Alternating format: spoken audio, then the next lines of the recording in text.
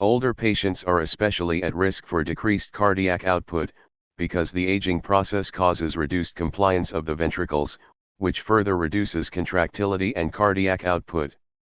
Patients may have acute, temporary problems, or experience chronic, debilitating effects of decreased cardiac output. Patients may be managed in an acute care, ambulatory care, or home care setting. In a hypermetabolic state, although cardiac output may be within normal range, it may still be inadequate to meet the needs of the body's tissues. Cardiac output and tissue perfusion are interrelated, although there are differences. When cardiac output is decreased, tissue perfusion problems will develop.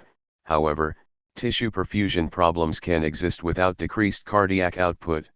Decreased cardiac output, definition: inadequate blood pumped by the heart to meet the metabolic demands of the body.